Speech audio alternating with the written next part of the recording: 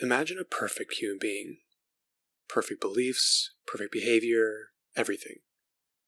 Now, your idea of the perfect person is obviously going to be different from what other people imagine. So let's pile all of our perfect people together and pull out the most perfect person. What is this person like?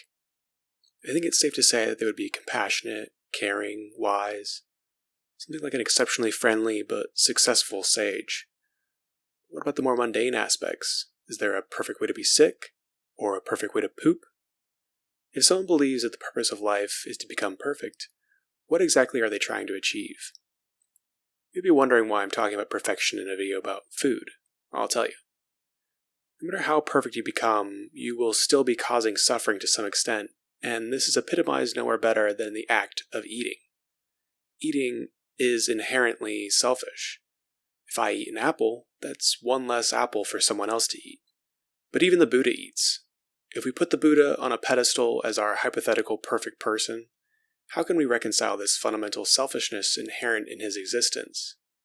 The vast majority of people, myself included, wouldn't consider eating to be a stain on the Buddha's reputation, but in our increasingly secular world, we're experiencing the paradoxical rise of a heightened moral judgment.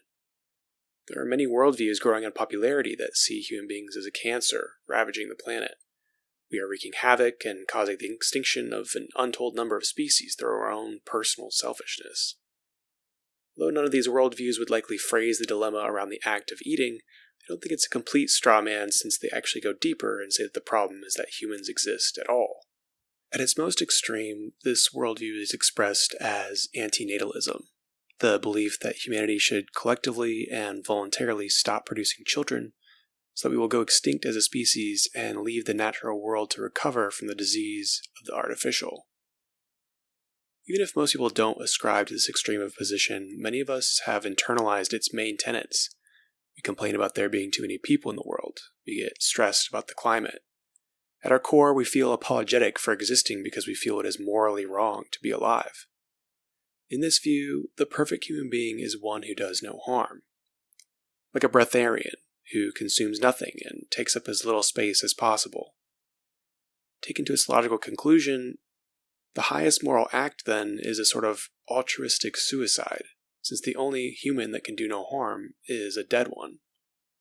But is this really true? Is the only good human being a dead human being? Is the only moral act self-negation? I think not. Within each of us is light and dark, yin and yang. Carl Jung called the darkness our shadow. We may try to shove it way down by focusing on love and light, but it's in us all the same. Jung understood that the way to deal with the shadow was not to repress it, but to integrate it. If we allow the part of us that wants to be perfect to look with disgust at our beastly shadow, selfishly eating food so that we can live, we become like the vengeful god of the deluge, ready to wipe humanity off the face of the earth over some petty sin. The dilemma doesn't revolve around whether or not existence is inherently selfish. We can imagine a world where all living creatures are perpetual motion machines, completely autonomous and without any needs for survival. But that isn't the world that we live in. In our world, it's undeniable that selfishness is baked into the fabric of life. We must consume to survive, and consumption is unambiguously self-centered.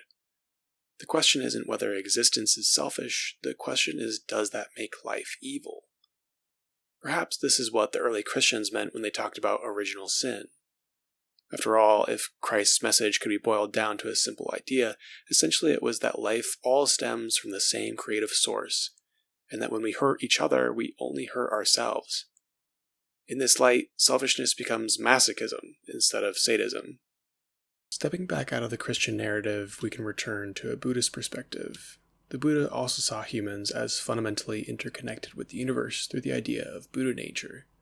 But the Buddha is famously opposed to world renunciation. In the days of the Buddha in India, serious spiritual practitioners would engage in ascetic practices which were intended to break the body in favor of the spirit. You can see practicing sadhus today who refrain from eating, who hold painful bodily positions for extended periods of time, or who otherwise engage in activities intended to denounce the worldly body. All this is vaguely reminiscent of our modern secular dilemma. We are confronted with the dirt and the moral complexity of actual existence, and to some, the solution is world renunciation, although it manifests differently in the West. But the Buddha is most famous for his realization of the middle path to enlightenment, which he discovered only after he ate a bowl of rice after years of strict asceticism and fasting. The middle path is characterized by the emphasis on balance. We don't achieve understanding through uninhibited indulgence of comfort, but a strict adherence to pain also accomplishes nothing. It's only when we find balance between the two that we discover our true path. We solve nothing when we fight the beast within us. When we do, our personality becomes that of a Jekyll and Hyde. It's only when we acknowledge that yes, we are unavoidably guilty of existing, that we can use this newfound wholeness as a foundation for living authentically. The ethics of eating brings a core dilemma to the front of the stage. What is the purpose of a human life? A common answer would be to do no harm. But if we are born to do no harm, why are we born into a world that eats?